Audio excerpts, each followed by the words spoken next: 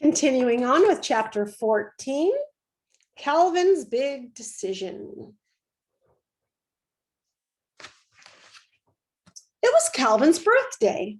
His mother had made chocolate cupcakes with jelly beans on top. Mrs. Jules passed them out to the class.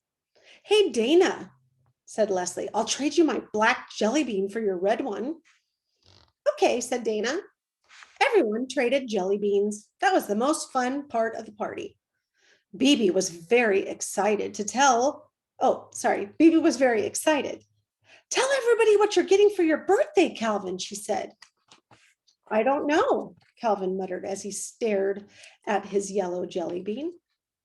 "Oh, he's getting the best present," said Bibi. "Well, what are you getting, Calvin?" asked Mrs. Jules. Calvin frowned.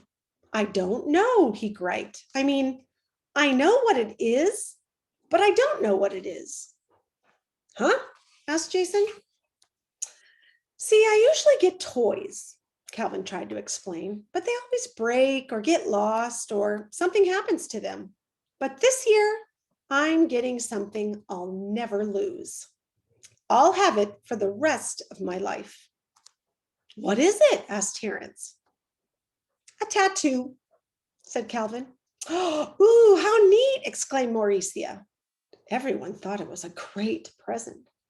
"You're so lucky, Calvin," said Rondi. "I wish I could get a tattoo too. Instead, I got a tutu." "I got a tutu too," said Dana.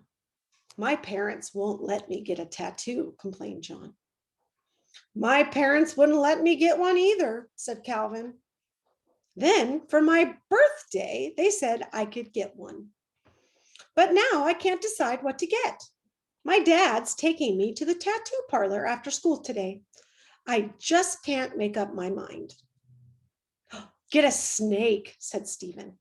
"No, get an eagle," said Dee Dee. "They're the best." "A dead rat," suggested Kathy. "I just don't know," said Calvin. "I've never had to make such a tough decision. Nothing else I do matters very much. It's not like choosing jelly beans. If you pick the wrong color jelly bean, big deal. You can always spit it out.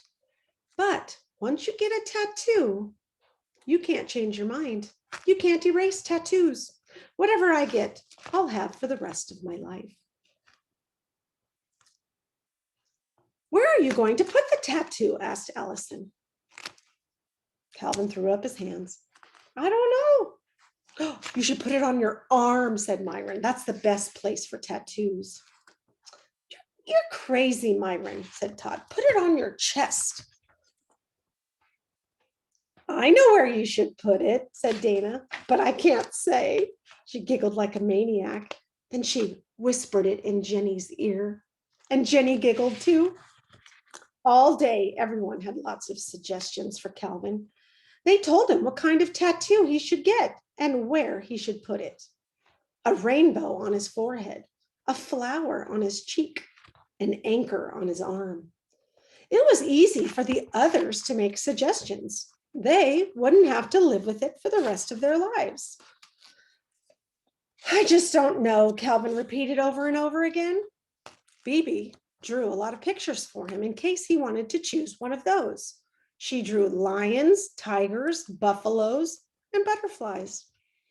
"If you like one, I can draw it on your skin for you," said Bibi. "Then the tattoo man can trace over it." "I just don't know," muttered Calvin. "I just don't know." After school, Calvin's father picked him up and drove him to the tattoo parlor. The next day, when he walked into class, everybody stared at him. They couldn't see a tattoo. "Did you get one?" asked Mauricia. "Yep," smiled Calvin. "Where is it?" said Jason. Dana gasped. "I know where," she exclaimed. She and Jenny giggled. "Well, what did you get?" asked Todd. "It was a real tough decision," said Calvin. "I almost got a leopard fighting a snake. But then my dad told me to think about it. He said it was sort of like getting a second nose. You may think you want another nose because that way, if your one nose gets stuffed up, You can breathe through the other one. But then he asked me, Calvin, do you really want two noses? Your father is a very wise man, said Mrs. Jules. Calvin nodded. So that made me think, he said. I decided I didn't want a snake fighting a leopard on my body for the rest of my life. I suddenly knew exactly what I wanted. He pulled up his left pant leg. There was a small tattoo just above his ankle. Everyone crowded around to look at it. A potato, exclaimed Leslie. That's the worst tattoo in the world, said Mac. They all thought it was a dumb tattoo. Anything is better than a potato, said Jason. Well, it's a pretty tattoo, potato, said Bibi, trying to be nice. I wish I could draw potatoes that good, but even Bibi thought it was kind of a dumb tattoo. I like potatoes, said Alvin.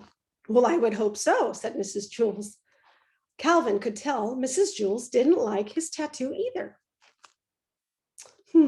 I would have gotten an eagle, said Dee Dee, soaring across the sky. Not me, said Terrence. I would have gotten a lion.